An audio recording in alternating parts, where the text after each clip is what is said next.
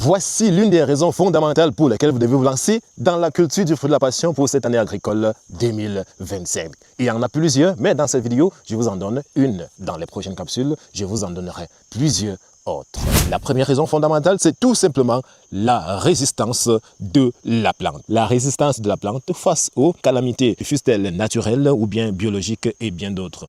Observez ces plantes qui ont été transplantées il y a pratiquement 4 jours. Nous les avons transplantées et ces jours de transplantation, nous avons arrosé, sauf que après quoi, nous avons eu quelques empêchements qui nous ont contraints à un déplacement. Nous sommes ainsi rendus au 4e jour. Nous sommes arrivés là. Voici les plantes qui avaient été repiquées. Pratiquement aucun plante n'a fané du stress hydrique. La seule quantité d'eau qu'on avait mis au cours du repiquage a permis de tenir la plante vivante jusqu'au 4e jour où nous nous sommes une fois de plus rendus en champ. Donc ça, c'est une qualité très motivante pour cette culture. Je précise que tous ces plants que vous voyez n'ont pas été arrosés depuis pratiquement 4 jours et ils sont là très bien portants. On peut dire que ceux-ci sont sous ombrage parce que à côté là, il y a un gros manguier qui couvre quand même. Mais ici, c'est pratiquement sous le soleil. Voilà, et c'est dans cette partie qui a fait presque 4 jours sans être arrosée, mais c'est là très bien portant. Voici un essai qu'on avait fait pour une petite vidéo. On a fait juste un repiquage de 3 plantes là.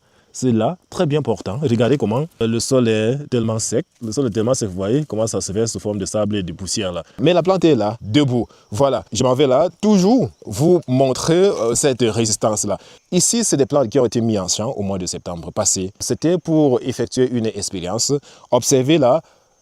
Vous allez vous rendre compte que tout le champ est presque sec. Lorsque je dis tout le champ, il s'agit des herbes. L'herbe est déjà totalement sèche. On peut y jeter déjà du feu, vous voyez. L'herbe est déjà totalement sèche. Mais regardez à l'intérieur de cette herbe-là, le fruit de la passion est tout simplement là. Il peut ne pas être bien portant, mais vous vous rendez quand même compte qu'il ne partage pas le même état que ces herbes-là qui sont déjà presque secs. Donc, le fruit là, il manifeste néanmoins les petits signes de stress hydrique avec des taches jaunes que vous pouvez constater là. Mais il est très bien portant. Je rappelle que nous sommes déjà le 21 février et les pluies sont parties depuis début novembre. Donc, depuis pratiquement le 5 novembre, nous n'avons pas de pluie ici. Raison pour laquelle vous pouvez constater cette herbe-là déjà sèche. Donc, à la base là, c'était totalement vert. Mais vous voyez comment c'est sec. Mais à l'intérieur, les fruits de la passion, ils sont. Donc, partout là, si j'essaie un peu de faire un parcours, vous allez vous rendre compte que l'herbe est sèche partout, mais le fruit de la passion est là. Vous voyez, le fruit de la passion est là. Il n'attend que les prochaines pluies pour pouvoir reprendre. Donc, la résistance est l'un des facteurs majeurs et magnifiques qui doit nous pousser à nous lancer dans cette campagne-là. Donc, si j'essaie de filmer là, tout ce que vous allez voir vers à l'intérieur là, c'est le fruit de la passion.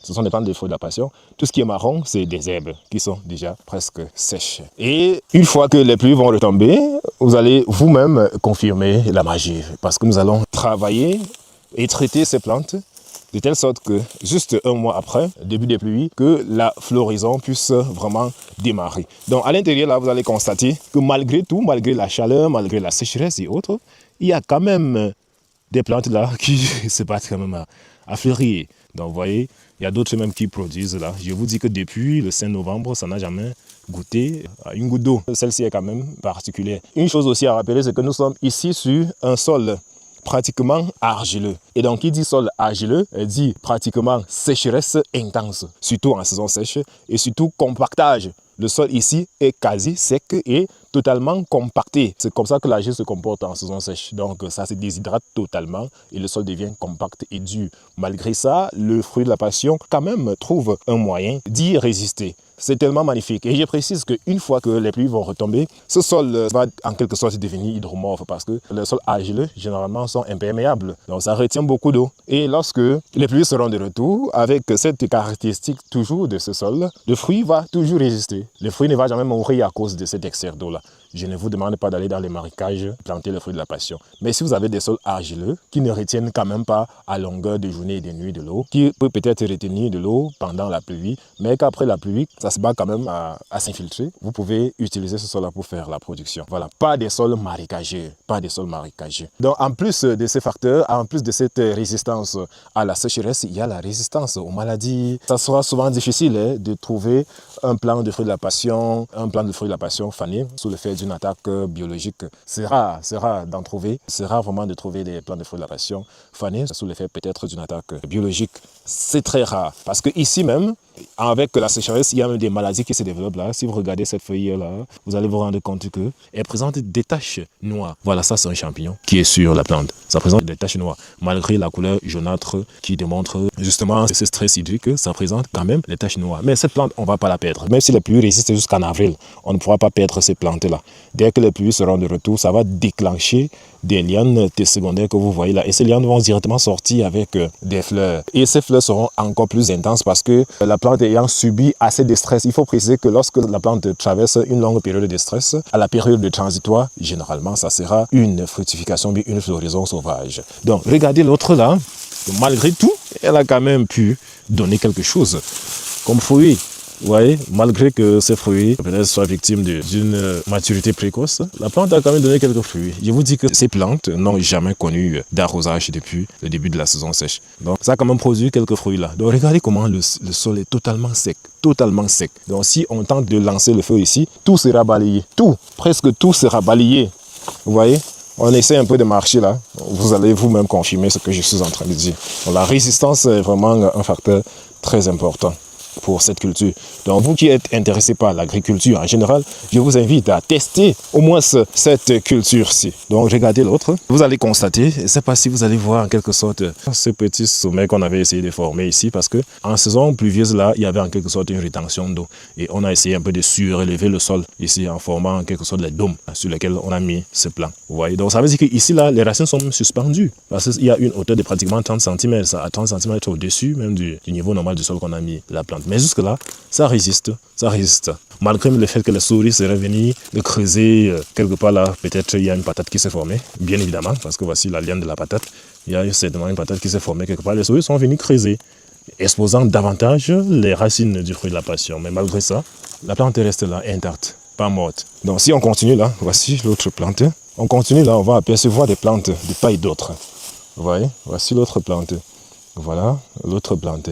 Un peu de partout, alors que le champ est totalement sec. Donc, peu importe la spéculation que vous comptez lancer en cette année 2025, mettez-y quelques plants du fruit de la passion. Je dis même quelques, juste pour tester. Là, l'année prochaine, vous aurez la possibilité de prendre la bonne décision. Et pour ceux qui sont intéressés par la semence, surtout les semences de qualité, parce que je dois préciser que quand même, pour cette résistance, la semence y est pour quelque chose. Ce n'est pas toutes les semences qui résistent autant.